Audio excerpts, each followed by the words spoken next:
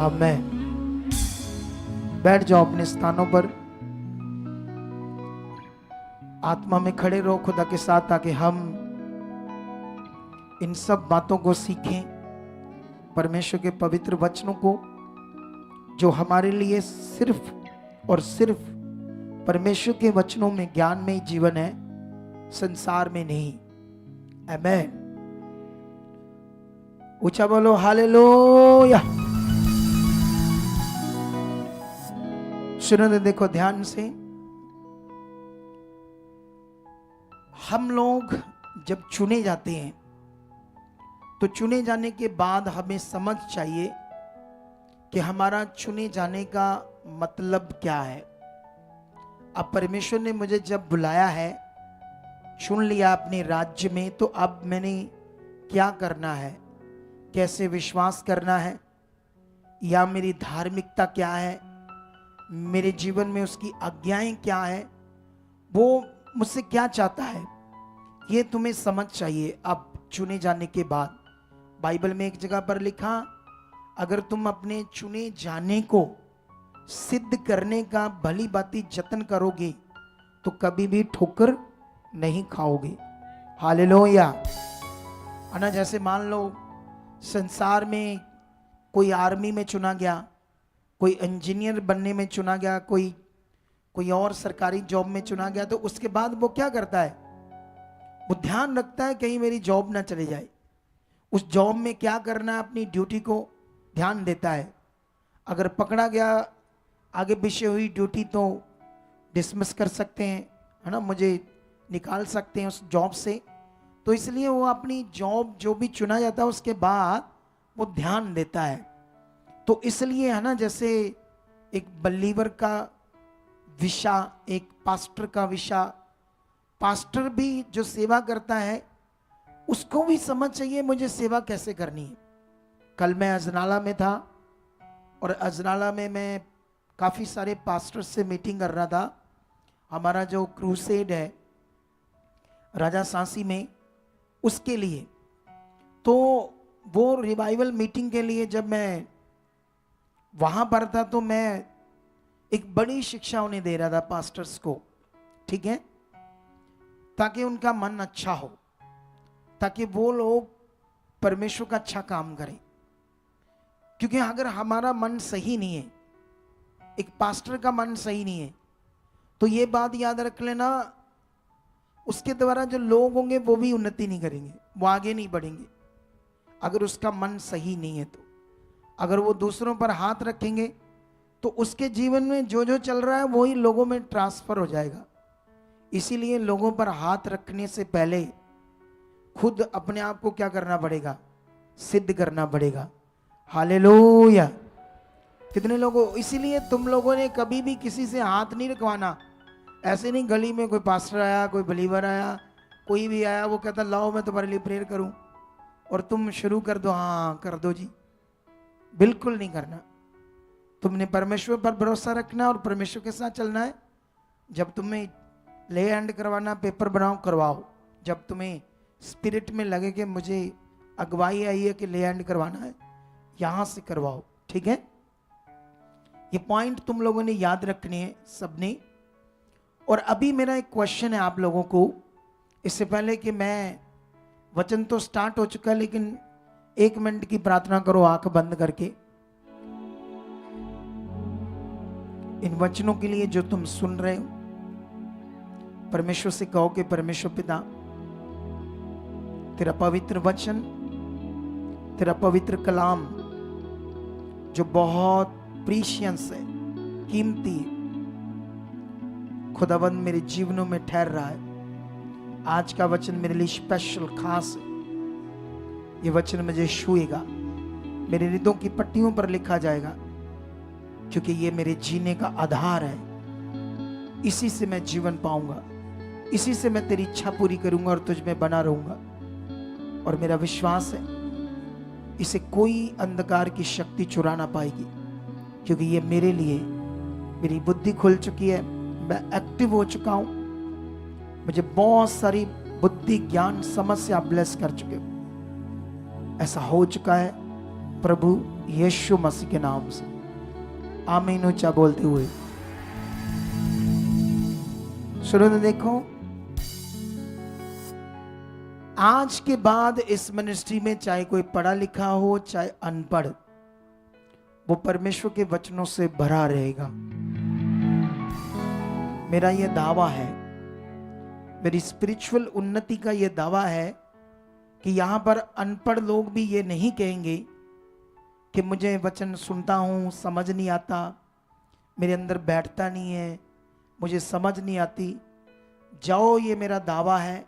यहाँ पर मेरी वो ग्रेस जो मेरे ऊपर है, उसके कारण एक मैं प्राउड फील करते हुए खुदा पर, जो उसने मुझे दर्शन दिया है, उसने बताया कि मैं क्या करने वाला हूँ इस मिनिस्ट्री में, तो मैं दावा करता हूँ कि अनपढ़ लोग भी वचनों से भरे रहेंगे। उनके अंदर वचन काम करेंगे, उनके अंदर चलेंगे। पवित्र आत्मा उन्हें इतना अगुवाई करेगा, पवित्र आत्मा से भरे रहेंगे। हालेलुया। क्योंकि पवित्र शास्त्र बहुत बड़ा विषय है। इसके वचन जो परमेश्वर ने लिखित रूप में लिखे, ये बड़ा विषय है हम सबके लिए। इनका बड़ा महत्व है हमारे जीवन में। ये बहुत ही कीमती हैं। इसे हमेशा ऐसे विश्वास करना, ध्यान देना है आप लोगों ने, ठीक है। तो अभी एक बात मैं आप लोगों से करता हूं, एक क्वेश्चन करता हूं। आपका सबसे बड़ा दुश्मन कौन हो सकता है? 98% इस क्वेश्चन के सामने पास्टर क्या, कलीसियाएं क्या फेल है, नहीं बता सकते। अगर कोई सोचता हाँ मैं बता सकता हूं तो बताओ। आपका सबसे बड़ा दुश्मन, देखो, हो सकता है तुम जो भी आंसर दो, हो सकता है जो आंसर मुझे परमेश्वर ने दिया वो तुम्हारे पास ना हो, लेकिन डाउट मत करना या ऐसे गिल्टी मत फील करना मैं बता नहीं पाया। अच्छी बात है, खड़े होना, बताना, जो भी है धन्यवाद है। हालेलुया। सिर्फ एक बहन ने खड़ा किया हाथ, पूछो उससे वो क्या कहती है, हमारा सबसे बड़ा दुश्मन कौन है?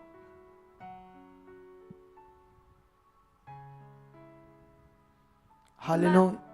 जय मसीह के अपोस्टल जी। जय मसीह की। हमारा अपना मन जो नेगेटिव चलता है वो हमारा सबसे बड़ा दुश्मन है, और जब हम आत्मा से स्ट्रांगली चलते हैं तो वो हमारा सहायक है, हमें संभालने वाला, चलाने वाला।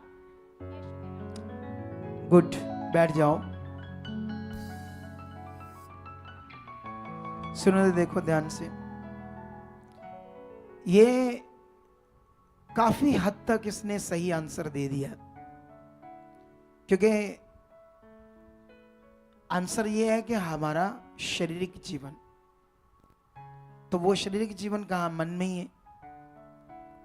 तो हमारा सबसे खतरनाक दुश्मन हमारे अंदर ही है, वो है हमारा शारीरिक जीवन। ऐसे ही थोड़ी परमेश्वर ने शारीरिक जीवन के ऊपर इतना ज्ञान दिया है। परमेश्वर ने ऐसे क्यों कहा?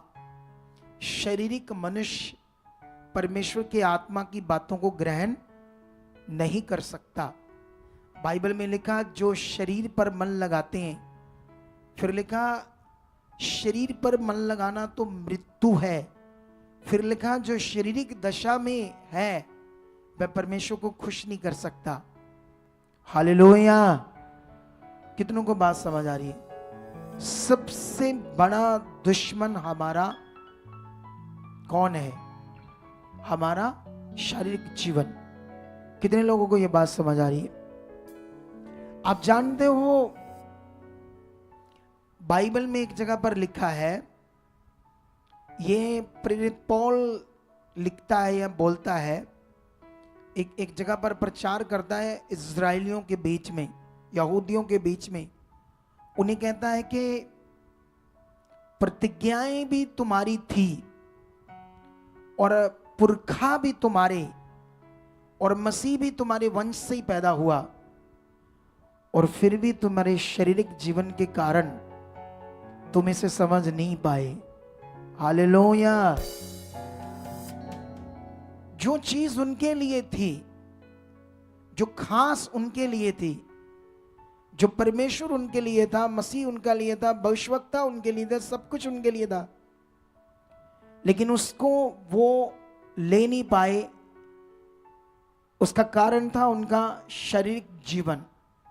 ये खतरनाक विषय है मनुष्य के लिए, पृथ्वी के ऊपर एक खतरनाक विषय है ये, जिसे मनुष्य, इंसानों को, परमेश्वर के लोगों को समझना होगा।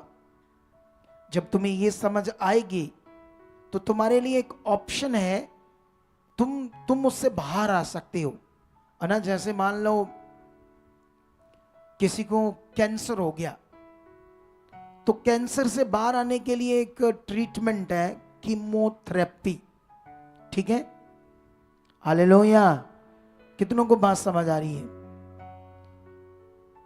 एक कीमोथेरेपी कैंसर से बाहर आने का एक ट्रीटमेंट है, लेकिन वो 50-50 है, पूरा सक्सेसफुल ट्रीटमेंट नहीं। कभी कभी कुछ लोग ट्रीटमेंट कराकर हील हो जाते हैं और बहुत सारे नहीं होते, डेथ हो जाती है। सुना है ना आपने? लेकिन लोगों के लिए वो एक ऑप्शन है, कोई दूसरा और रास्ता नहीं है, तो इसीलिए उस ऑप्शन को वो करते हैं, पैसा लगाते हैं, जो भी करते हैं, उसको ट्रीटमेंट को करवाते हैं ताकि इस प्रॉब्लम से, बीमारी से बाहर आ जाएं।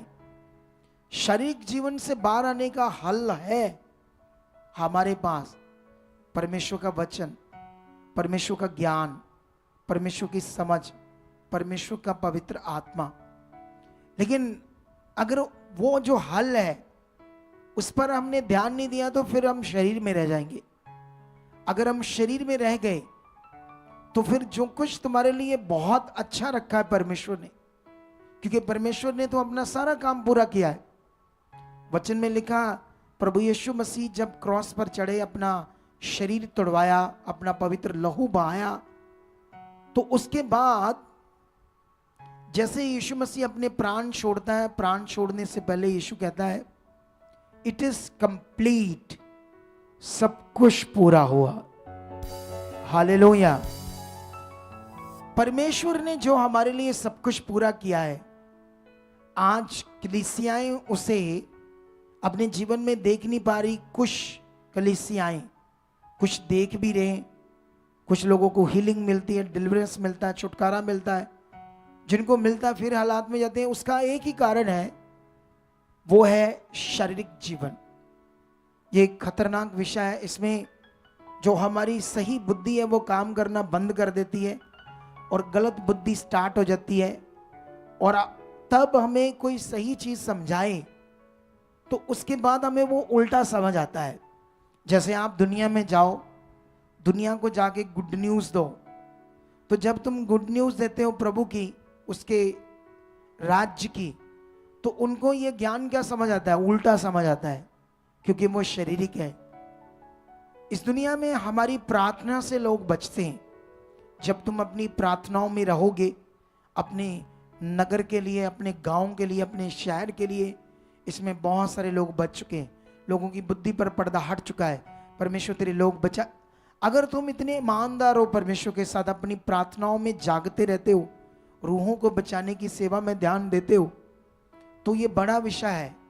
तब तुम्हारी प्रार्थनाओं के कारण लोग बचते हैं, वरना कभी ना बचे, कभी वो बचाए ना जाए संसार के लोग, क्योंकि उनकी बुद्धि को क्या कर दिया? इस संसार के ईश्वर ने अंधी कर दिया। हालेलुया। देखो, दुनिया को ये पता नहीं बीमारियां क्यों आ रही है।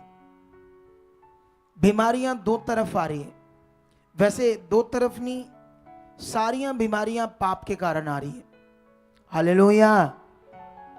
कितने ध्यान दे रहे आज छुटकारे के वचन को लेना, क्योंकि ये वचन तुम्हें छुड़ा रहा है तुम्हारी पीड़ा से, तुम्हारे दुख से, तुम्हारे हालातों से।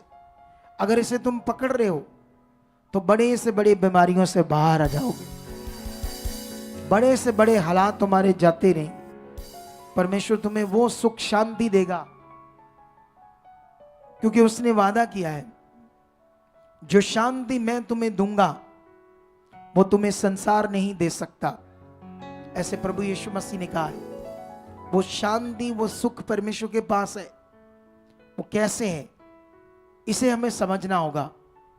सारी बीमारियां इस दुनिया में पाप के कारण है, क्योंकि मनुष्य के अंदर पाप है, उसके ब्लड के अंदर पाप है।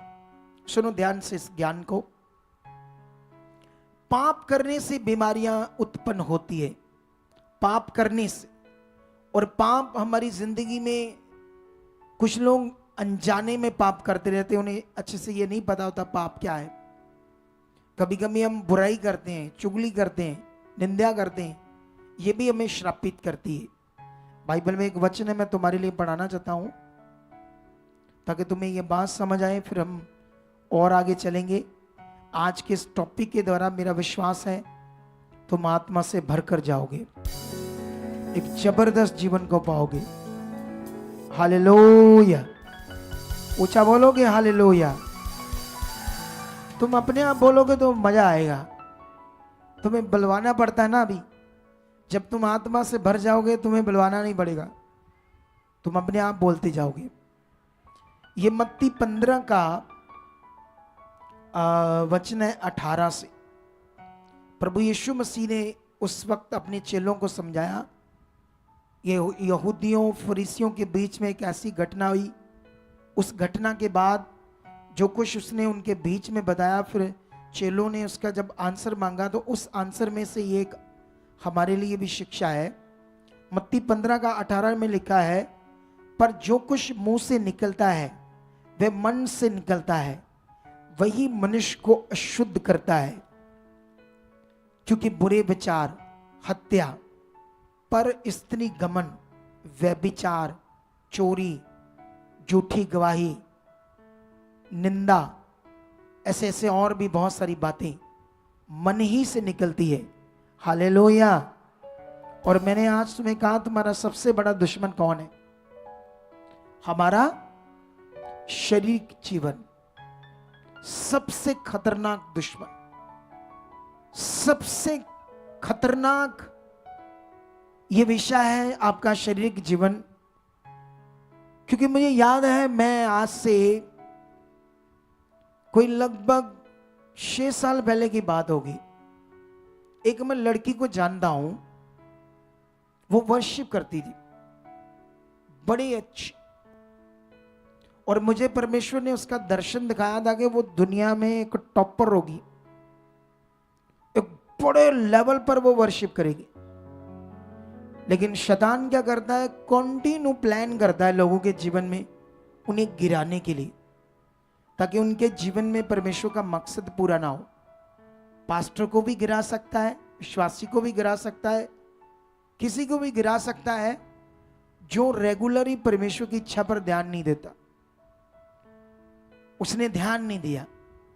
एक दिन उसने वर्शिप करते करते एक लड़के के साथ गलत रिश्ता, जिसको हम कहते हैं बाइबल के अकॉर्डिंग व्यभिचार, है ना, किसी से रिश्ता बनाना। फिर वो वर्शिप से गई। आज सिंपल है, कोई उसका नाम नहीं। कितनों को बात समझ आ रही?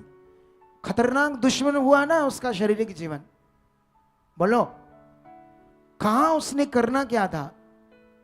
शादी तो उसकी होती, परमेश्वर करता, चाहे उससे भी कर देता जिससे वो करना चाहती थी, लेकिन आत्मा में। बोलो बोलो, कैसे? आत्मा में, आत्मिक विषय में। यही प्रॉब्लम है लोगों की। लोग बहुत जल्दी गिर जाते हैं क्योंकि हमारे अंदर पाप है, और वो जो पाप है बाइबल में लिखा, वो हम पर प्रभुता करना चाहता है, लेकिन हमें आत्मा के द्वारा चलकर उस पर प्रभुता करना है, उसको दबाना अपने जीवन में, ताकि वो हमारे जीवन में काम ना करे। कितनों को बात समझ आ रही है? हालेलुया। कभी कभी मैं कुछ लोगों की बातें बताता हूं, ये सीखने का विषय है, और कई लोग उससे उल्टा पुल्टा दिमाग कर लेते हैं क्योंकि वो शरीर का। अगर थोड़ा सा भी आत्मिक है तो धन्यवाद, ये मेरे लिए, मुझे पकड़ना होगा। नहीं तो कई लोग शारीरिक होते हैं, मेरी ये शिक्षा से और उल्टा पुल्टा हो जाते हैं। लेकिन मेरा काम है, जो आत्मा मुझे कहता है मैं बताऊंगा, तुम्हारे भले के लिए, तुम्हारे आगे बढ़ने के लिए, तुम्हारी बड़ी बरकत के लिए, यीशु मसीह के नाम। आप जानते हो,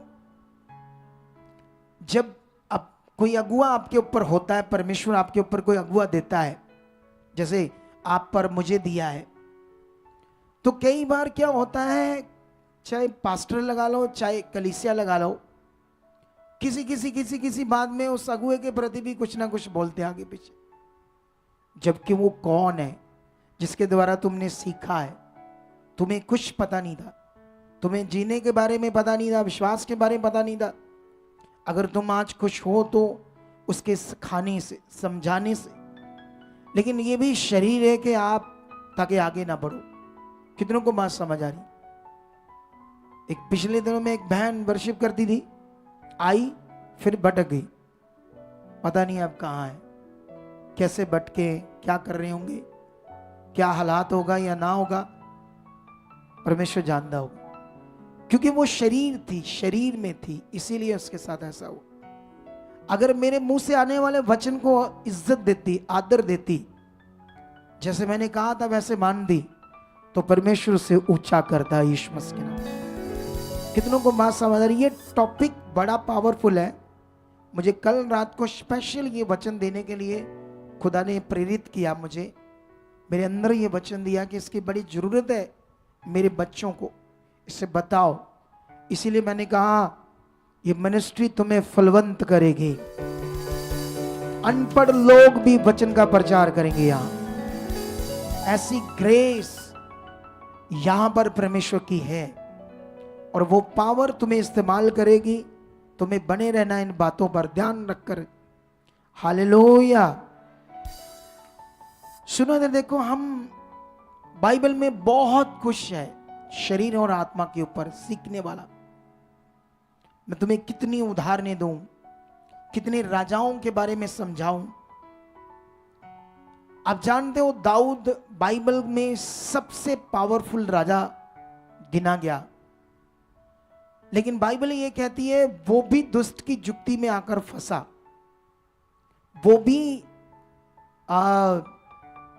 जब फंसा उससे व्यभिचार हुआ, बड़ा कुछ उसके साथ बुरा हुआ, क्योंकि वो फंसा।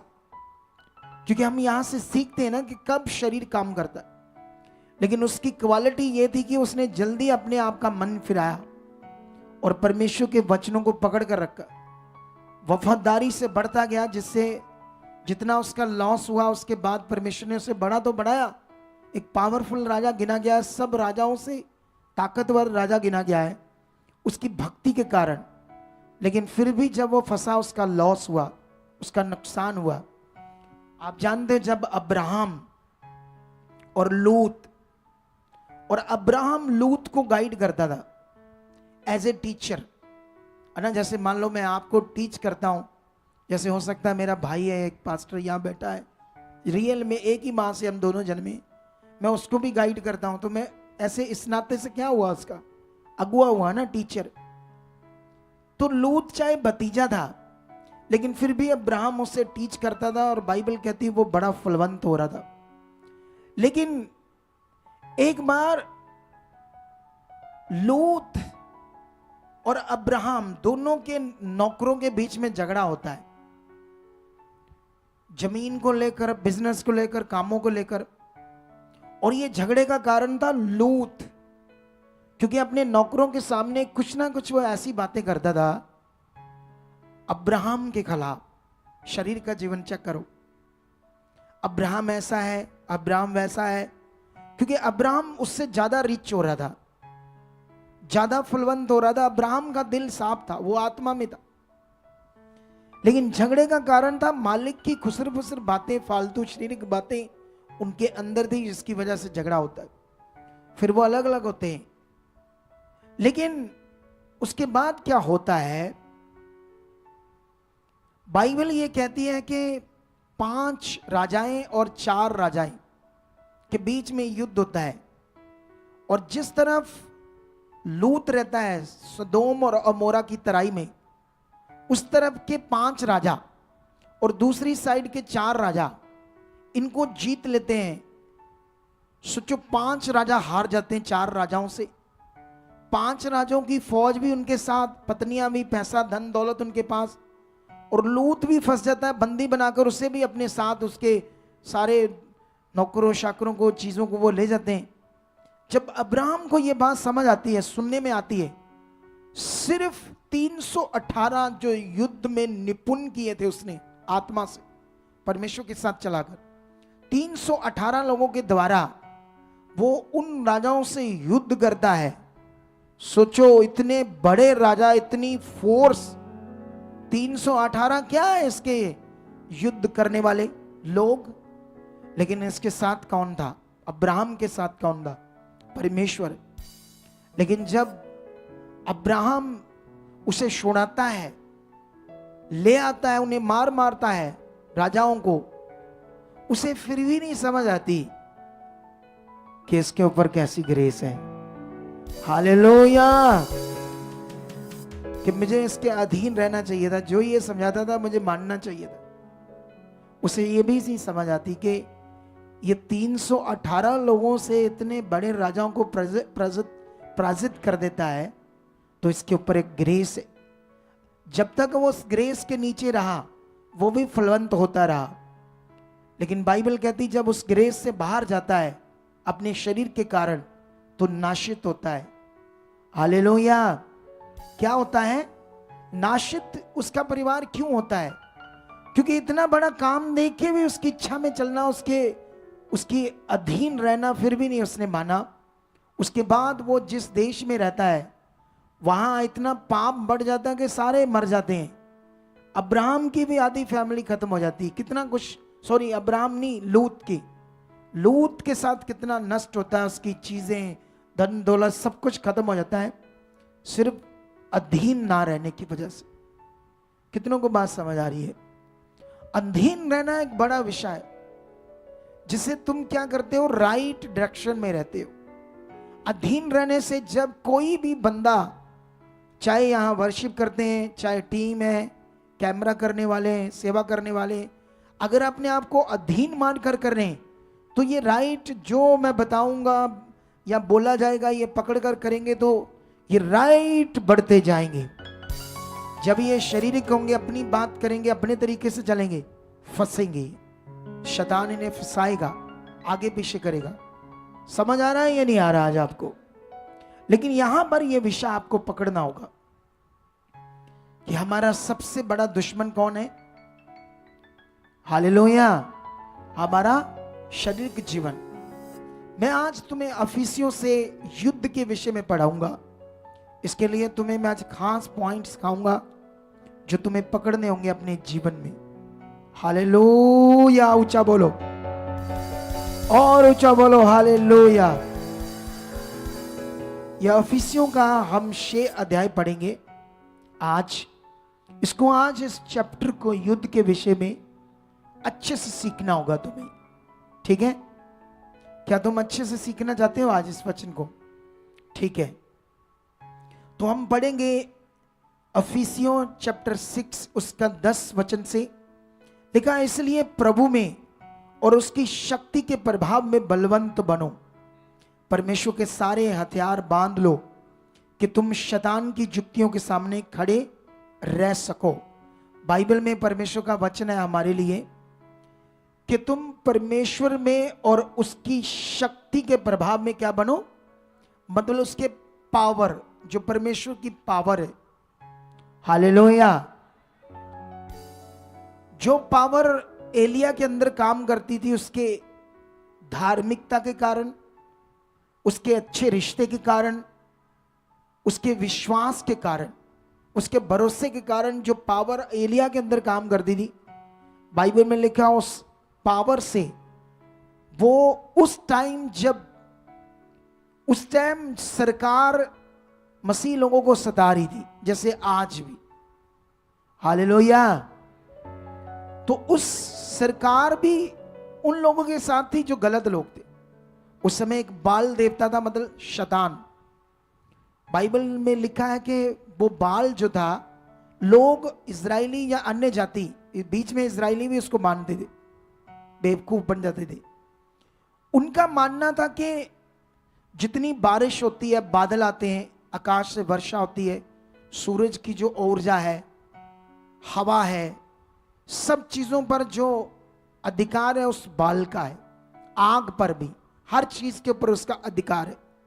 इसीलिए एलिया ने कहा आज पता चल जाए कि यहोवा परमेश्वर है या बाल परमेश्वर है। एक वेदी बनाओ और उस वेदी के ऊपर बलि रखो, और जो आसमान से, क्योंकि आसमान का उसको परमेश्वर मानते थे, बाल को, जो सोचते थे कि सारियां चीजों पर उस अधिकार उसके हाथ में। इसीलिए उसने कहा जो आसमान से आग को ले आएगा वही परमेश्वर होगा। और ये काम एलिया ने किससे किया? जो उसके अंदर पावर काम कर दी, जो उसके अंदर वो रिश्ता था।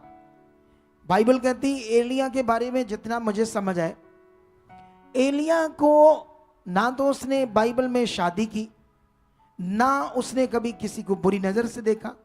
वो एक जंगली जैसे मनुष्य होते हैं ऐसे मनुष्य था। कैसे था? एक जंगली की तरह, जैसे उसको दुनिया से कोई मतबल नहीं, सिर्फ परमेश्वर से मतबल था, सिर्फ उसकी इच्छा से मतबल था। कोई महंगा कपड़े नहीं चाहिए, गाड़ियां नहीं चाहिए, सोना नहीं चाहिए, चैनियां नहीं चाहिए, बस खुदा की इच्छा उसके अंदर काम कर दी। इतनी पवित्रता ही, इतना तगड़ा मन। इसीलिए तो स्वर्ग से स्वर्गदूत अग्नि में रथ उसको बैठाकर लेकर गई, ऐसे ले गई उसको। सोचो कितनों को बात समझ आ रही है। तो वो उस आग को उस पावर से लेकर आया जो उसके अंदर काम कर रही, और वही पावर आज तुम्हारे अंदर काम करेगी। क्या तुम्हें ये पावर अपने अंदर काम करना लेना चाहते हो? तो फिर अपने शारीरिक जीवन को खत्म करना होगा। शारीरिक जीवन को काम नहीं करने देना। अगर शारीरिक जीवन काम करेगा तो परमेश्वर की पावर भी काम नहीं करेगी। फिर हम हालात में रहेंगे, किसी दुख में, प्रॉब्लम में, मुश्किल में रहेंगे, फिर कुड़कुड़ाते रहेंगे, सोचते रहेंगे। कुछ लोग मेरे बारे में आगे पीछे बोलते रहेंगे, मुझे तो कोई फर्क नहीं पड़ता, कोई भी कुछ बोले, चाहे मेरी बदनामी करे। पिछले दिनों में इतना रोला पाया लोगों ने, मुझे कोई असर नहीं इसका। मुझे पता है मैं किसका काम करता हूं, मैं किसके सामने चलता हूं। अगर मैं तुम्हें इतना ये ज्ञान देता हूं आत्मिक, तो सोचो मैं खुद नहीं लेता हूं। बोलो, अगर ये ज्ञान खुदा मुझे देता है, इसका मतलब मैं उसके सामने कैसा हूं ये बस मेरा परमेश्वर जानता है। मुझे मनुष्यों को प्रूफ करने की जरूरत नहीं। हालेलुया। इसीलिए अपना ध्यान बढ़ाओ। और वापस हम इस वचन पर आते हैं, पावर के ऊपर।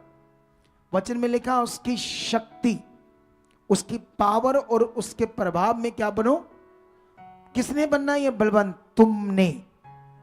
तुम्हारा काम है कैसे बनना तुमने बलवंत, उसके प्रभाव में, उसकी शक्ति में। ये तुम्हें पकड़ना होगा वचन।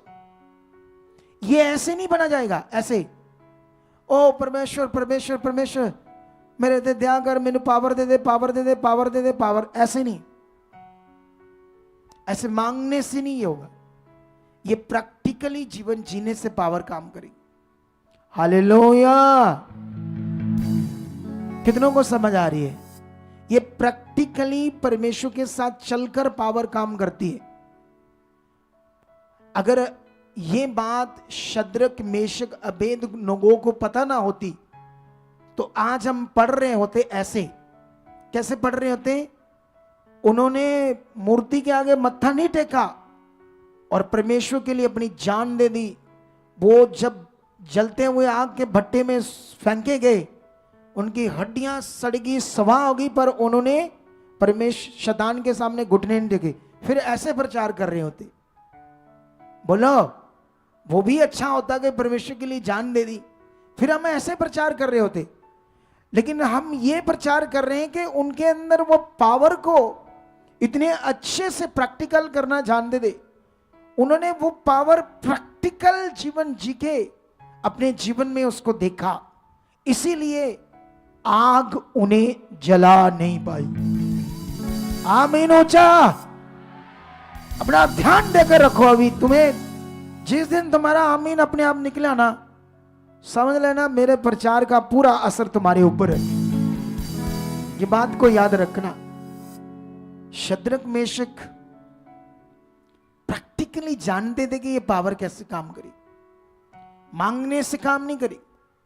ऐसे नहीं पावर दे दो, पावर दे दो, पावर दे दो, प्रैक्टिकली। हालेलुया।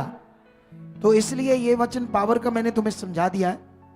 अब मैं 11 पढ़ता हूं, परमेश्वर के सारे हथियार बांध लो कि तुम शैतान की जुक्तियों के सामने खड़े रह सको। कौन से ये हथियार है जो हमने बांधने ताकि हम शैतान की जुक्तियों के सामने खड़े रह सके। 12 में लिखा, क्योंकि हमारा ये मलयुद्ध लहू और मांस से नहीं परंतु प्रधानों से और अधिकारियों से और इस संसार के अंधकार के हाकिमों से और उस दुष्टता की आत्मिक सेनाओं से जो आकाश में। ये तो तुम्हें पढ़ने से क्लैरिटी मिल गई। हमारा जो युद्ध है वो किसी भी धर्म से नहीं, किसी भी जाति से नहीं, किसी भी इंसान से नहीं। जिन्होंने यीशु मसीह को ग्रहण कर लिया है उनका युद्ध अब शैतान और उसकी सेना से, दुष्ट आत्मिक सेनाओं से जो कॉन्टिन्यू पृथ्वी पर काम कर रही है, संसार में भी काम कर रही है और बिलीवर के बीच में भी काम कर रही है, उनसे हमारा युद्ध है। कैसे ये युद्ध हमने लड़ना है, इसके लिए परमेश्वर ने कुछ वचन दिया आपको। इसे मैं पढ़ाऊंगा और तुम्हें सुनना होगा, समझना होगा ये वचन क्या है। हालेलुया। ये तुम बोलते ही नहीं हालेलुया, ये क्या कर रहे हो? ऊंचा बोलो हालेलुया। ऐसा ध्यान रखो। अल्लाह बड़ा सुनो, देखो 13 में फिर वही बात लिखी है कि उसके सारे हथियार बांध लो ताकि तुम बुरे दिनों में सामना कर सको और सब कुछ पूरा करके स्थिर रह सको। 14 में लिखा, इसीलिए सत्य से अपनी कमर कसकर और धार्मिकता की जिल्म पहनकर। पहला पॉइंट ये परमेश्वर हथियारों के बारे में बता रहे हैं। ये तुम्हें आज मुझे क्लैरिटी देनी है। हथियार मैंने पिछले दिनों में ये कहा था कि मैं इसके बारे में बताऊंगा और फिर वो टॉपिक बीच में रह गया। तो मुझे जब कल परमेश्वर की आत्मा ने छुआ तो इस टॉपिक को स्पेशल प्रकट किया कि क्या इसमें बताना है, क्या विषय है हमारा। क्योंकि ये शारीरिक जीवन के अंदर ये आत्मिक चीज, आत्मिक हथियारों को बांधना है, तभी हम बड़े जीत को पाएंगे। आमीन। ऊंचा बरकत ऊंची। सुनो, इसीलिए सत्य से अपनी कमर कसकर। सच्चाई तो बेल्ट नहीं है ना, कोई कपड़ा नहीं है जिससे हम अपनी कमर को कस लें। जैसे कमर को परना बांध लो कमर पर या बेल्ट बांध लो तो उससे हमने कमर को क्या कर लिया, कस लिया। सच्चाई से कैसे कसोगे? तो ये वचन का मीनिंग क्या है? हालेलुया। ये मुहावरे होते थे ना, उसमें ये शब्द समझ आता। मुहावरों में कमर कसने का मतलब एक मुहावरा टाइप ये लैंग्वेज है जिसमें मैं आपको समझाता हूं। जो तुमने अब विश्वास किया है प्रभु यीशु के ऊपर, उसको ग्रहण किया है, उसको जाना है कि वो परमेश्वर कौन है, खुदा, ये एक बात सच्चाई है। हालेलुया। कितनों को बात समझ आ रही है? जो परमेश्वर का वचन है तुम्हारे लिए, जैसे ये सच्चाई जो यीशु मसीह को ग्रहण करने का विषय है तुम्हारे अंदर, ये विषय है, तुम्हें ये समझ आई कि ये स्वर्ग का रास्ता है। मैं जब मरूंगा तो मैं नाश नहीं होऊंगा, मैं स्वर्ग में जाऊंगा। ये सब बातें यीशु मसीह को ग्रहण करना एक सच्चाई है। तो इस सच्चाई को इतना अपने मन में, जैसे कमर को कसते हैं ना, ढीला नहीं छोड़ते पैंट को, नीचे ना गिर जाए, है ना। कुछ बहनों के भी जैसे कपड़े होते हैं तो उनको भी बांधने पड़ते ना, कुछ कपड़े ढीले नहीं रखते क्योंकि नीचे ना गिरे ना। इंसल्ट की चीज है, बेइज्जती की बात है। तो इसीलिए परमेश्वर का ये वर्ड कहता है कि जो सच्चाई तुमने समझी, जैसे यीशु मसीह ने कहा मेरे कारण लोग तुमसे क्या रखेंगे, बैर। तो ये बात क्या है? ये सच्चाई है।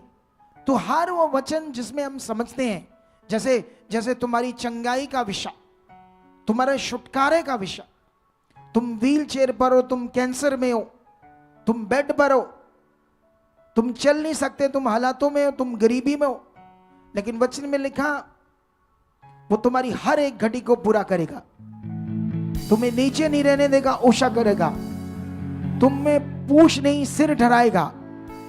तुम कितने भी बीमार हो, अगर तुम्हारी कमर कसी मतलब मन में वचन को, सच्चाई को कसकर पकड़ा है, तो तुम शैतान पर जय पाओगे, उसकी जुक्तियों के सामने खड़े रह सकोगे। ये मतलब है सच्चाई से कमर को कसने का। तुमने ढीला नहीं होना है किसी भी बात में। जो खुदा कह रहे वो 100% श्योर है, जो उसने कहा है उसमें कोई भी इधर उधर की बात नहीं, कोई भी ऊपर नीचे इधर उधर कुछ नहीं है। जैसा उसने कहा वैसा है, पक्का 100% तुम्हारे लिए। इसीलिए अपनी कमर को कसना मतलब अपने मन में कस लेना उस सच्चाई को, वचनों को। अगर उसने कहा व्यभिचार के बारे में, तो जो उसने कहा है वो 100% ऐसे ही है। उसका व्यभिचार का फल मौत है तो मौत है, पाप की मजदूरी मौत है तो मौत है। उसने कहा शरीर में मन लगाओगे तो मृत्यु है, इसका मतलब यही है। इसलिए कमर को कस लो, जरा सा भी ढीला नहीं उसके वचन में होना। यह शैतान से हमारा युद्ध है, ये युद्ध है, इस बात का युद्ध है। कितने लोगों को बात समझ रही? और ये युद्ध हमारे मन में, हमारे अंदर है, तलवार डांग से, बंदूक से नहीं है। और आगे लिखा धार्मिकता की जिलम। हम जानते हैं ना अब हम किसकी धार्मिकता करते हैं। अब हम पत्थर मिट्टी चीजों की नहीं करते, अब हम जीवित परमेश्वर की धार्मिकता करते हैं। जिलम, जिलम क्या होता है? जैसे एक वर्दी डालना पूरी, जैसे एक फौज, जैसे पुराने समय में जब राजा के टाइम में राजा या सेनापति लड़ते थे तो उनके ऊपर एक जिलम, जिलम मतलब एक शील्ड, शील्ड इंग्लिश में उसको कहते हैं शील्ड, जो उसकी बॉडी पे पहनाते थे ताकि तीर मारे कोई तो वो लगे ना, ऐसे शील्ड लोहे की। कितनों को समझ आ रही? उस तरह से अपनी धार्मिकता को, धार्मिकता की जिलम पहनो। धार्मिकता की जिलम पहनने का मतलब जो तुम धार्मिकता कर रहे हो उसमें जरा सा भी डाउट नहीं। मैं किसी से मिला, वो कहते हैं क्या हम सही रास्ते पर चल रहे हैं? इतने सालों से विश्वास कर रहे हैं, ये मुझे पूछ रहे हैं 10 साल बाद चलकर यीशु में। ये धार्मिकता की जिलम से आगे पीछे हो रहे थे। हालेलुया! कितनों को बात समझ आ रही है? इतना धन्यवाद। रोज मैं बचाया गया हूं, मैं बच गया हूं, मैं राइट हूं, स्वर्ग में मेरा जीवन की पोथी में नाम लिखा गया। उन वचनों को याद करना है, ध्यान देना है। मैं मुसाफिर हूं, ये असली घर मेरा पृथ्वी पर नहीं है, स्वर्ग पर है। वो आने वाला है बादलों के ऊपर।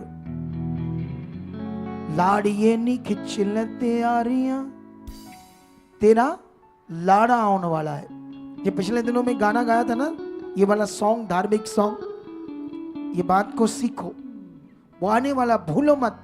बाइबल में लिखा जैसे जैसे वो दिन आने के निकट हो उतने अलर्ट हो जाओ, उतने चौकस हो जाओ, क्योंकि तुम्हारी जो धार्मिकता है ये तुम्हारा उद्धार है।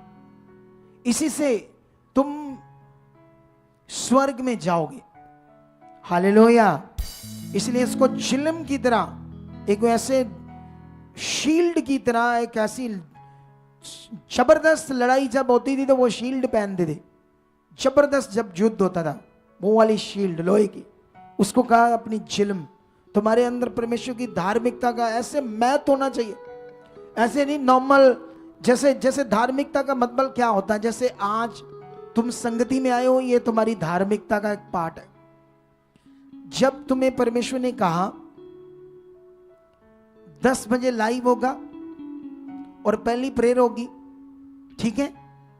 कितनों को बात समझ आ रही है? उसके बाद जैसे संगति स्टार्ट होती है, तुम समय से पहले आकर बैठते हो, तो ये तुम्हारी धार्मिकता है। अब तुम अपनी धार्मिकता में चौकस हो, अलर्ट हो। तुम संगति 10 बजे हुई, तुम 12 बजे आए, 1 बजे आए, 1:30 बजे आए, तुम्हें कोई मतलब नहीं इससे क्या है ये संगति, क्योंकि ये धार्मिकता है तुम्हारी। तुम धार्मिकता करने आए हो यहां, तो अगर तुम्हारे जीवन में धार्मिकता है नॉर्मल तरीके से, तो तुमने अच्छे से उस जिल्म को पहना नहीं, तुम अधूरे हो उस जिल्म से, तो इसीलिए तुम शरीर में रह सकते हो और दुष्ट की जुक्ति में फंस सकते हो। इसलिए उसे किसी भी तरह से दाव नहीं देना, उसको मौका नहीं देना है। हालेलुया। इसीलिए तुम्हें परमेश्वर का वचन कहता है तुम 6 दिन काम करो, 1 दिन मेरी हजूरी में रहो। तुम्हें इसीलिए मीटिंग मिस नहीं करनी। तुम्हें करोड़ रुपए का ऑर्डर मिल जाए, 10 करोड़ का प्रॉफिट हो, जिस दिन तुम्हारी संगति है उसको साइड पर कर दो, वो तुम्हें 100 करोड़ का प्रॉफिट देगा। इतना ताकतवर परमेश्वर है। मैंने ये देखा अपने जीवन में, जब मैं भी कॉन्ट्रैक्टर था, मैं परमेश्वर को पहला स्थान देता था और मैं बढ़ता जा रहा था। कितनों को समझ आ रही है? अगर तुम पास्टर इधर जुड़े हो, तुम स्पिरिचुअल सन एंड डॉटर हो, तो पक्का मन बना लो मैं अगुए के साथ कैसे चलना। तुम ये मन बनाकर आना, फिर देखना तुम्हारी कलीसिया में बढ़ती कैसी है, तुम्हारे रास्ते खुलते कैसे हैं, लोग कैसे खड़े होते हैं, डिवाइन हेल्पर कैसे खड़े होते हैं, और कैसे आगे आगे काम बढ़ता है, ये देखना। फिर उसके बाद करके देखना ये वचन पूरा। तुम्हें सबसे पहले अपने 10, 20, 50, 100 लोग जो भी आपके पास है, उन पर कुड़कुड़ाने की बजाय, ये दबाव डालने की बजाय, ऐसा करो वैसा करो, उनको लगातार समझाने की बजाय सबसे पहले तुम करो, हो जाएगा सारा कुछ राइट, जबरदस्त राइट हो जाएगा। हालेलुया। हम आगे भी पढ़ते क्या लिखा है। आगे लिखा 15 में, और पांव में मेल के सुसमाचार की तैयारी के जूते पहनकर गुड न्यूज देना, लोगों को सुसमाचार देना। अगर तुम डरते हो तो तुम्हारा ये वाला हथियार तुमने बांधा नहीं। बोलो, तुमने क्या नहीं किया? ये वाला हथियार बांधा नहीं है। वचन में तो ऐसा लिखा ना, सारे हथियार बांध लो। तो उन हथियारों के बारे में परमेश्वर बात कर रहे। अगर तुम लोगों को गुड न्यूज नहीं दे रहे, सुसमाचार नहीं दे रहे, अगर तुम्हें सुसमाचार देना नहीं आता, तुम्हें शर्म आती है या तुम्हारा मन नहीं करता, प्रेयर करो, परमेश्वर के सामने जाओ, मुझे बताओ परमेश्वर, मुझे यूज करो, कैसे करना ये तेरा पवित्र काम, कैसे ये सुसमाचार की जूती पहननी है मुझे, कैसे ये जूते पहनकर बड़े स्ट्रांग चलना है इस काम में। जूते पहनने का मतलब क्या है? स्ट्रांग काम करना, स्ट्रांग चलना है इस काम में, इतना मेल मिलाप का काम करना परमेश्वर के लिए। ये एक हथियार है, इसे भी बांधना है। हालेलुया। और आगे लिखा, और इन सब के साथ विश्वास की ढाल लेकर स्थिर रहो, जिससे तुम उस दुष्ट के सब जलते हुए तीरों को बचा सको। और 17 में लिखा, उद्धार का टोप। 2 बातें अभी तुम्हें समझानी है। और आत्मा की तलवार जो परमेश्वर का वचन है, ले लो। सुनो इधर देखो, जब लड़ाई करते हैं राजाओं के बीच में, जंग में, युद्ध में, तो 2 चीजें मेन उनके हाथ में होती है, एक ढाल और एक तलवार। युद्ध में ये 2 चीजें बड़ी काम करती है। तो परमेश्वर ने हमारे लिए ये आत्मिक युद्ध है जो शैतान के साथ, हमारे विश्वास को हमारी ढाल कहा है, और वचन को परमेश्वर की क्या कहा है? तलवार कहा है। वचन को क्या कहा है? तलवार कहा। जो परमेश्वर का वचन है, ले लो। सुनो तो देखो ध्यान से। अब ये बड़ा विषय है, क्योंकि जितने भी अटैक होते हैं, है ना, जैसे मान लो कोई भी अटैक आया, अगर तुम्हारा विश्वास डगमगाया, है ना, जैसे शद्रक मेशक का अगर विश्वास डगमगा जाता तो वो सड़ जाते, जल जाते आग में। उनका विश्वास डगमगाया नहीं। जब मूसा लाखों लोगों को लेकर इस मिस्र से आगे बढ़ रहा था, तो आगे समंदर आ जाता है, समंदर। वो समंदर जब आता है तो पीछे सेना आ जाती है। सारी इजराइल प्रजा तो डर गई, चिक्के मार रही। एक बंदा नहीं डरा, एक बंदा अपने विश्वास में खड़ा है, वो मूसा है। उसको पता है परमेश्वर साथ, अभी हल होगा, अभी काम होगा। वो परमेश्वर से बात करता, परमेश्वर कहता अपनी लाठी समुद्र पर मार, समुद्र 2 भाग हो जाता है। क्यों हल निकलता है? क्यों? शैतान का वो वार, वो तीर जो शैतान फिरौन को उनके पीछे लेकर आया था मारने के लिए, क्यों वो शैतान का तीर उन पर चला नहीं? क्योंकि आगे विश्वास की ढाल खड़ी थी। वो मूसा का विश्वास खड़ा था। तुम्हारी जिंदगी में कभी कभी हालात आते हैं, तुम डगमगा जाते हो, तुम विश्वास में आगे पीछे हो जाते हो। तुम पास्टर हो, तुम्हारे कलीसियाओं में कुछ आगे पीछे हुआ, तुम डर जाते हो। डरो मत, कोई बात नहीं, एक आधा इधर उधर हुआ तो धन्यवाद, दोगे परमेश्वर 10 तुम्हें देगा। उनके लिए प्रार्थना करो जो गए, अच्छा मन रखो, कुड़कुड़ाओ मत। हालेलुया। परमेश्वर तुम्हें 10 देगा। 4 जाएंगे वो 50 देगा, क्योंकि परमेश्वर का काम प्लस प्लस नहीं है, मल्टीप्लाई है। हालेलुया। तुम्हारी जिंदगी में भी जब वो काम करेगा तो प्लस प्लस प्लस करके नहीं करेगा।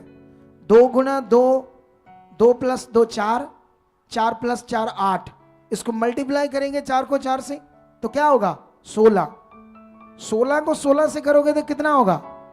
16 से 16 जमा करोगे तो 32, लेकिन 16 को 16 से मल्टीप्लाई करोगे तो कितना हो जाएगा? बोलो कितना हो जाएगा? 16 को 16 से गुना करोगे तो 64 होता था। वाह कोड, ए भी बच्चे ही है। वो तो मैंने बोल दिया 64 है, वो जमा है।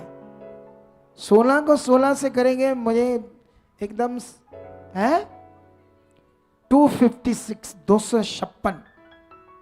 सोच लो, ये खुदा का काम है। ऐसी आशीषें खुदा के पास। क्या तुम रेडी हो? क्या तुम सबसे बड़े अपने दुश्मन को खत्म करने के लिए रेडी हो? जो आपका सबसे बड़ा दुश्मन है, आपका शारीरिक जीवन, आपके सारे कामों को खराब करेगा, आपकी आशीष को रोकेगा, आपके काम को, अपनी सेवा को गड़बड़ कर देगा, तुम्हारा शारीरिक जीवन।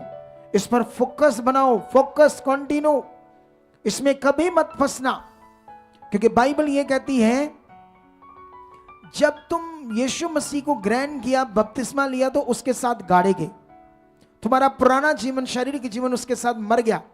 जब यीशु मुर्दों में से जिंदा हुआ तो तुम उसके साथ जिंदा किए गए। एक नया जन्म, एक नया जीवन, शारीरिक जीवन नहीं, आत्मा पाकर आत्मिक जीवन, जिसे बोलते हैं मसीह जीवन। क्या तुम्हारे अंदर मसीह जीवन है? तो तुम वो करोगे जो दुनिया नहीं कर सकती है। तुम्हारे साथ फिर वो होगा जो दुनिया के साथ नहीं होगा। तुम्हारा घर वो होगा जो दुनिया में नहीं होगा, तुम्हारे घर में वो होगा। और ये बिल्कुल कहानी नहीं है, ये रियल पवित्र वचन है जो तुम्हारी जिंदगी में पूरे होंगे। हालेलुया।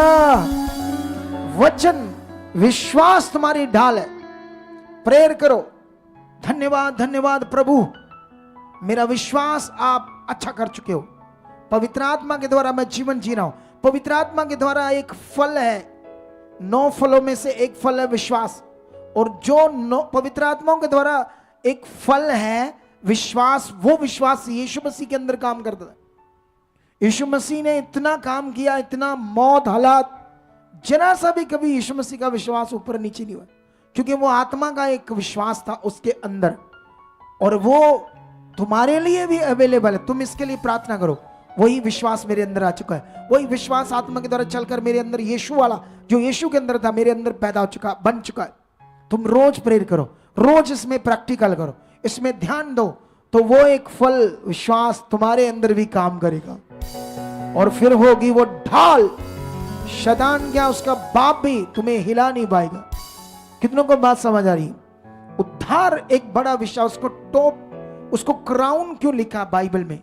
उद्धार को क्राउन मतलब उसको मुकुट क्यों कहा है, टॉप क्यों कहा है? हालेलुया। क्योंकि वो इतनी आप अपने जीवन में, ये जो तुम्हारा हेड है, सबसे मेन चीज है ना तुम्हारे जीवन में, तुम्हारे सारे अंगों में से। बोलो, जब हम परमेश्वर के सामने झुकते हैं तो उसका मूल हमारा हेड, ब्रेन, हमारा ये हेड है। ये सबसे आपके जीवन में कीमती चीज है। और इसके ऊपर रखने वाली चीज क्या है? क्राउन, मुकुट, उद्धार का टॉप। इसलिए उसको कितना बड़ा दर्जा दिया तुम्हारे उद्धार को। उसकी वैल्यू को समझो जो परमेश्वर बात कर रही। इसको इसी तरह उस क्राउन को, इस टॉप को, उद्धार को इतना वैल्यूएबल अपने जीवन में मानो। इतना बड़ा विषय हो आपके जीवन में। इस विश्वास से, इस फोकस से उसको जानो। और सबसे बड़ा विषय है, लिखा आत्मा की तलवार जो परमेश्वर का वचन है, ले लो। तलवार जो परमेश्वर का वचन है, सुनो, इस पर अब हमें बात करनी पड़ेगी अच्छे, क्योंकि यही अब तुम्हें निखारेगा वचन। यही जो आत्मा की तलवार है, ये शैतान के हर उस जुक्ति को काट देगी, अगर तुम्हें यह समझ आए। इसीलिए मैंने आज प्रोफेसी की, क्योंकि ये सब स्पिरिट का मेल है, मैचिंग है। यह आत्मा में जीने वाला अगुआ, उसको परमेश्वर वचन देता है और प्रोफेसी भी देता है, मैच करके। इसीलिए आज खुदा ने मुझे कहा ये प्रोफेसी कर कि यह अनपढ़ भी वचन से भरे रहेंगे। इसीलिए ये कहा, और ये होगा 100%, ये दावा है। क्योंकि अगर तुम वचन से भरे हो तो तुम्हें कब शैतान का सामना हम कैसे करते हैं, ये तुम्हें समझ चाहिए। देखो, कल हम लोग, जैसे मैं उस हाल से मीटिंग करके निकल रहा था अजनाले से, तो वो बाजार थोड़ा सा भीड़ा है। हम भी बैठने के लिए बाहर आते, मेरी गाड़ी में, हमारी गाड़ी लगने वाली थी, इधर से गाड़ी आती है, और उस गाड़ी में जो बंदा था वो बड़ा शारीरिक था, और जो उसका गेटमैन था हॉल का, शीशा खोलता उसको गालियां देने लगता है। और अब मैं इधर खड़ा हूं और उसको गालियां दे रहा है कि मैं, तुम्हें तनख्वाह किस चीज की मिलती है, अगर हम ऐसे भीड़ में खड़े रहे तो लाइनों में लग रहे। तो वो शैतान का एक तीर था, एक जुक्ति थी। अगर हमारे लोग कुछ बोल दें तो वहां झगड़ा हो जाता, लेकिन हम क्यों बोलेंगे? बाइबल में लिखा, जब मूर्ख बोलता है, तो जब वो मूर्ख कोई बात करता है तो तुम चुप रहो। हालेलुया। क्योंकि अगर तुम मूर्ख के साथ बोलोगे तो विवाद हो जाएगा। कितनों को बात समझ आ रही है? यहां हमें, अब हमारे अंदर वचन है तो ये तलवार है। हमें पता है कहां शैतान कब किसके मुंह से बात करेगा तुम्हारा मन खराब करने के लिए। अगर तुम्हारे अंदर आत्मा की तलवार काम कर रही है तो तुम, शैतान की जुक्ति तुम्हारे घर से भी हो सकती है, तुम्हारे किसी अपने जी के द्वारा भी काम कर सकती है, तुम्हारे बेटे बेटी के द्वारा भी काम कर सकती है, पति के द्वारा, पत्नी के द्वारा, रिश्तेदारों के द्वारा, बहन भाइयों के द्वारा। उस इस जगह पर जो विश्वासी है उनमें से भी किसी के द्वारा शैतान अपनी जुक्ति को तुम्हारे जीवन में काम कर सकता है। इसीलिए वचन तुम्हारे अंदर रहना क्या है, जरूरी है। इसीलिए परमेश्वर ने कहा, और लास्ट में एक और बड़ा विषय है, ये रह गया, ये भी तुम्हें पढ़ा देता हूं मैं। लास्ट में एक चीज, हालेलुया।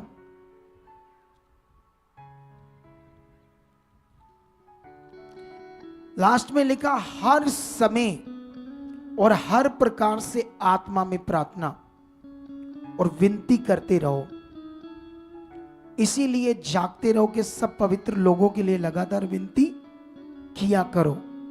प्रेरित पौल अफिसियों के लोगों को ये पवित्र आत्मा के द्वारा इतना बड़ा ज्ञान दे रहा। पूरी दुनिया में ये ज्ञान नहीं है किसी भी जगह पर। क्या है? पूरी दुनिया में किसी भी धार्मिक जगह पर क्या ये ज्ञान है जो पवित्र आत्मा के द्वारा पौलुस को दिया परमेश्वर ने हमारे लिए? कितनों को बात समझ आ रही है? इसीलिए हर प्रकार से, हर समय में तुम्हें प्रेयर में रहना है। और तुम्हें वचन से क्यों भरना है? अगर तुम्हारे अंदर वचन है तो ये सबसे बड़ा विषय है, ये आत्मा की तलवार है। तुम क्या करोगे फिर? उस आने वाले जुक्ति को, जो शैतान की जुक्ति तुम्हें फंसाने के लिए, सुनो, हो सकता है तुम इधर जुड़े हो, स्पिरिचुअल सन डॉटर हो, तुम्हारे 4 लोग अब आपके पास नहीं आते, इधर आते हैं, उनका मन बन गया इधर ही आना है। यह भी शैतान की जुक्ति है, तुम्हें गिराने के लिए, तुम्हें डेगने के लिए। तुम्हें क्या करना है? धन्यवाद करना है।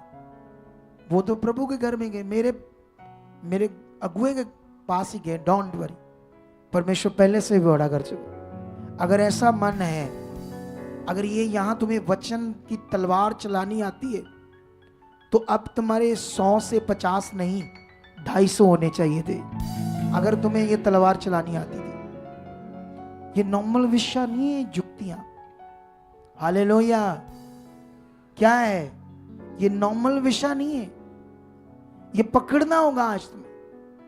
तुम्हारे मुंह से मैं पता नहीं किससे मिला, एक बहन से मिला, एक पता नहीं भाई से मिला, किन से मिला।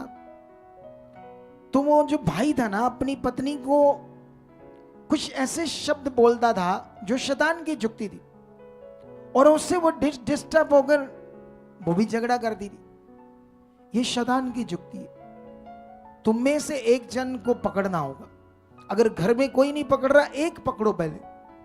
एक पकड़कर इन सब हथियारों को बांध कर चलोगे, बाकी सारे भी एक दिन ऐसे बन जाएंगे और तुम्हारा घर स्वर्ग हो जाएगा। हालेलुया।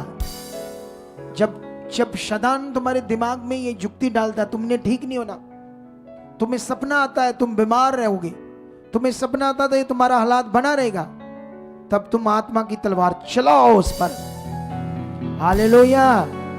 आप जानते हो, जब दाऊद बच्चा था और शाऊल जवान एक राजा था, लेकिन फिलिस्ती से डर गया जब वचन तोड़ता है। जब आप वचन पर अड़े और खड़े और अच्छे से चलते हो, तुम्हारे अंदर कभी डर नहीं होगा। जब तुम वचन पूरा करोगे, तुम्हारे अंदर कभी भी कोई डर। दाऊद वचन पूरा करता था, इसलिए उसके अंदर डर नहीं था। जब वो छोटा ही बच्चा था, 12 साल का, शेर तक फाड़ देता था, भालू तक फाड़ देता था। इतना आत्मा उसके ऊपर उतरता था, इतना बल उसके अंदर आता था। और बाइबल कहती, जब इज़राइल खतरे में था और फिलिस्ती से खत्म करने वाले थे, उनका एक सेनापति था गोलियत। जानते कितना लंबा था वो? 9.5 फुट लंबा। सोचो, एक 9.5 फुट लंबा बंदा और एक इधर आ तो उंगली, इसको ले लेते हैं, या इनमें से कोई देख लेते हैं। बच्चा इधर आओ, हाँ तू आ जा, इधर आ। मान लो इधर कोई 9.5 फुट खड़ा है, तो ये सामने बच्चा है छोटा, तो 9.5 फुट बंदा जिसकी तलवार पता कितनी थी? पता नहीं 3 क्विंटल की थी, 3 क्विंटल भारी। पता नहीं 100 बंदे को मारेगा। 100 बंदा कहां इतनी भारी तलवार को सहन कर पाएगा? ऐसा गोलियत था। लेकिन वो वचन की तलवार उसके अंदर थी, दाऊद के अंदर। जब उससे लड़ने जाता तो वो कहता, ये क्या है? कहता, ये तो कुत्ता है, कुत्ता लड़ने आया मुझसे, ऐसे बोलता है उससे, दाऊद से। उसको श्रापित करना शुरू कर देता है। अब शैतान दाऊद को क्या कर रहा है? अपनी जुक्ति में फंसाने के लिए ऐसे वचन आ रहे सामने। गोलियत कहता है, मैं आज इसे मारूंगा, खत्म करूंगा। अपने देवी देवताओं के नाम से उसे श्रापित करना शुरू कर देता है अपने वचनों से। लेकिन दाऊद वचन की तलवार को चलाता है। कहता, मैं सेनाओं के यहोवा के नाम से तेरे पास आता हूं। बोलो, क्या कहता है दाऊद? मैं सेनाओं के यहोवा के नाम से तुम्हारे पास आता हूं और आज तेरे धड़ से तेरे सिर को अलग कर दूंगा। वो वचन की तलवार चलाता है। अगर दाऊद कभी कभी बैठ जा, कभी कभी हमारे अंदर वचन नहीं होता, इसीलिए परमेश्वर ने कहा वचन की तलवार जो परमेश्वर का वचन है ले लो। क्यों उसने कहा? क्योंकि वो तलवार है, श्वास तुम्हारी ढाल है, और तुम्हारा युद्ध शैतान से, इंसानों से नहीं, किसी धर्म जाति से नहीं। हमारी लड़ाई शैतान उसकी सेना से, बुराई के साथ उसकी। जो इस दुनिया में शैतान इतनी बुराई बढ़ा रहा है, दिन ब दिन दुनिया में पाप बढ़ रहा है। लोगों के अंदर स्कूल्स, कॉलेजेस, यूनिवर्सिटीज में जाकर देखो क्या हो रहा है। ड्रग्स ले रहे यंग्स बच्चे शरेआम, कोई रोक टोक नहीं, कोई कुछ कहता नहीं उनको। हॉस्टल्स भरे, इंजेक्शन लेते हैं, कहते व्यभिचार करते हैं वो बच्चे। इतना बुरा हाल है, इतनी बुराई बढ़ रहा है, लेकिन वो मौत है, मौत। और हमें परमेश्वर ने चुना है उन्हें बचाने के लिए। कितनों को बात समझ आ रही है? हालेलुया।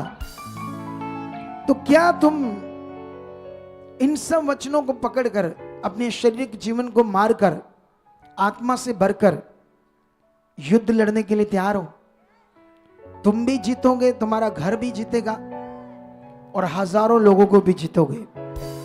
और जब तक तुम जिंदा हो हारोगे नहीं। अगर ये तुम हथियारों को बांधकर इस युद्ध को लड़ोगे जो हमारा है, मन में रोज डेली इस तरफ जाओगे, इससे बात की तब युद्ध है।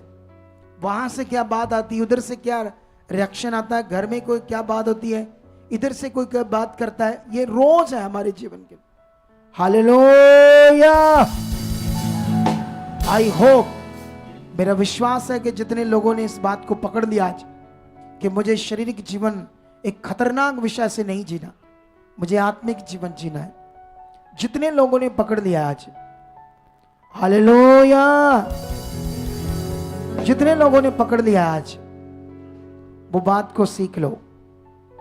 जीतोगे तुम, जबरदस्त जिंदगी पाओगे। अगर तुम इस मिनिस्ट्री के साथ खड़े और वफादार रहे तो ये बात याद रख लो, ये ग्रेस जो मेरे ऊपर, जो यहां पावर खुदा की काम कर रही है, वो जीवित पावर, वो पावर, वो ग्रेस तुम्हारे ऊपर, तुम्हारी जिंदगी में काम करेगी, जिससे तुम ये करने वाले बनोगे, तुम जीतने वाले बनोगे, तुम नीचे नहीं गिरोगे। तुम इस मिनिस्ट्री के साथ खड़े रहे तो ये हथियार तुम्हारे बांधे जाएंगे, तुम लड़ते जाओगे, जीते जाओगे, तुम्हारी जीत होगी। तुम्हारे वो सब काम जो रुके हैं, तुम्हारी आशीष जो तुम्हारे लिए है, वो सब काम खुदा प्रकट करेगा। तुम बड़ी बड़ी गवाहियों से आओगे। तुम बड़े चमत्कार लेना चाहते हो, तुम बड़ी बड़ी हीलिंग्स को देखना चाहते हो, तो ये वचन को पकड़ कर रखना। आज इस वचन के द्वारा तुम बड़ी हीलिंग को, बड़े बड़े मिरेकल को, एक पास्टर को भी ये पूरे करने होंगे, उसे भी ये कॉन्टिन्यू इसको प्रैक्टिकल करना होगा, फिर उसके द्वारा भी बड़े काम होंगे, आपकी जिंदगी में बड़े काम होंगे। ये बड़े कामों को प्रकट करने का बड़ा विषय है। और अगर तुमने इसे रिसीव कर लिया है तो पवित्र आत्मा आज तुम्हें छू रहा है, पवित्र आत्मा आज तुम्हें छू रहा है। हाथों को उठाओ, ऊपर ऊपर उठाओ, उठाओ। खुदा का आत्मा तुम्हें छू रहा है, उसकी सामर्थ तुम्हारी जिंदगियों में काम कर रही है। आज का वचन तुम्हारी हृदयों की पट्टियों पर लिखा जा चुका है। तुम इस वचन को पकड़ चुके हो, तुम इस वचन पर चल चुके हो, तुम इस वचन में बहुत आगे बढ़ चुके हो। ब्लेस हो जाओ। आज का वचन सुनने वाले खुदा जो रिसीव कर रहे हैं, वो बड़े फलों को ला चुके हैं, वो बड़ी बरकत को ला चुके हैं, वो बड़ी आशीष को ला चुके हैं। ऐसा हो चुका है। आमीन। इस वचन को तुमने दोबारा 2 बार सुनना है, फिर हफ्ते बाद सुनना है, फिर हफ्ते बाद सुनना है, जब तक तुम्हारे अंदर पक्का ना हो जाए। इस ज्ञान को रियलिटी में लेना अपने जीवन में, जो खुदा ने तुम्हें दिया है, फिर देखना तुम्हारी जिंदगी कैसे होती। तो आइए, इससे पहले कि मैं तुम्हारे लिए प्रेयर करूं, तुम्हारे लिए हीलिंग के वर्ड्स रिलीज करूं या कुछ लोगों पर ले हैंड करूं, परमेश्वर आज उनकी जिंदगियों में काम करे। हम अपने सीड को बोएंगे और वो पैम्फलेट आगे हैं, यहां पर पैम्फलेट हाथ वाले, जो हाथ वाले पैम्फलेट, उसको तो बोला था मैंने आज देने दे लोगों को। सुनो, देखो ध्यान से। तो अभी ये बात याद रख लो, अभी हम अपने सीड बोएंगे, जो हम अपना दशमांश, 10वां हिस्सा या अपनी स्पेशल सीड, जैसे हमें अगुवाई करता है खुदा, हम परमेश्वर के राज के लिए, उसके रूहों को बचाने के काम में जो बोते हैं, उसके लिए हमने बोना है बड़े विश्वास से। और इनमें ये बात याद रखो, ये आज्ञा है।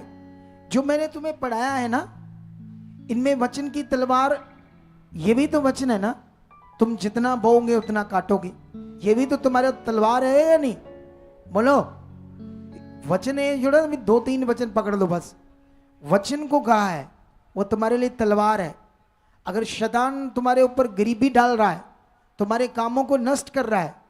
आप जानते हो जब पुराने नियम में परमेश्वर ने दशमांश के ऊपर नियम दिया, इजरायलियों को वचन दिया, तो परमेश्वर ने कहा अपने सारे दशमांश मेरे घर में ले आओ, फिर ऐसा करके परखो कि तुम्हें मैं आकाश की खिड़कियां खोलकर अपरंपार आशीष की वर्षा करता हूं या नहीं।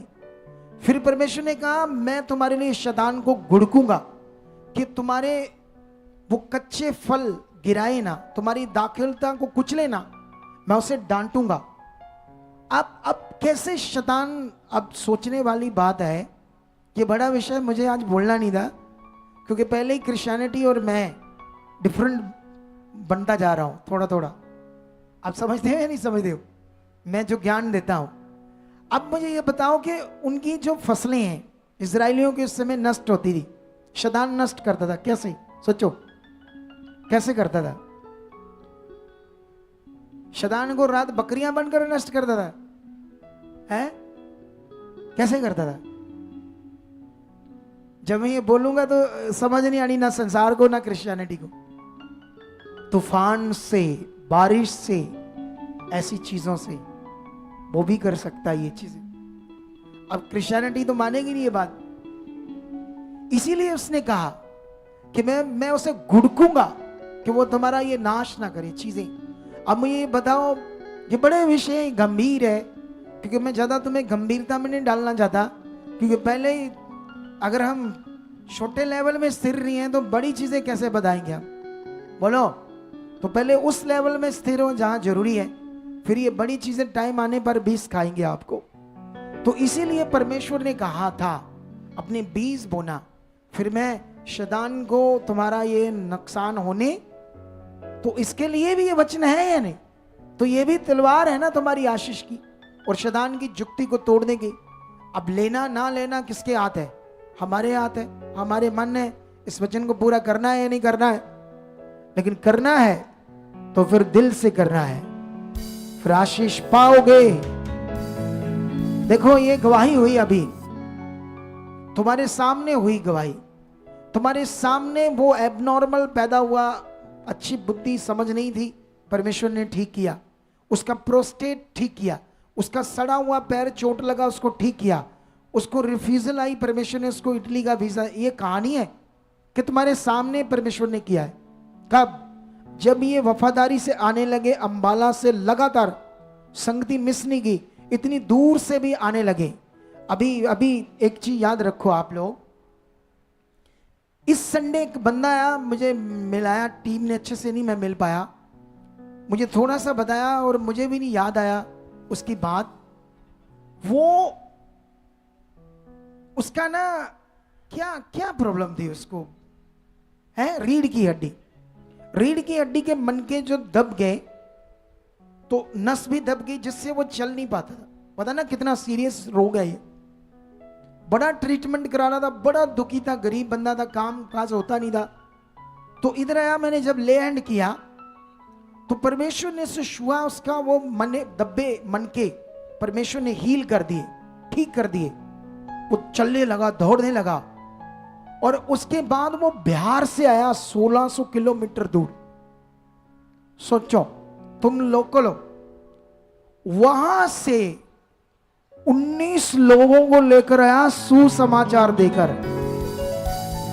और इधर हम हैं, खादियां रोटियां बधाई चरबी खानियां, 3 खादियां 5 रोटियां ते बाद च साह होया औखा, लकार आ नहीं रहे क्योंकि ज्यादा खाना खा लिया।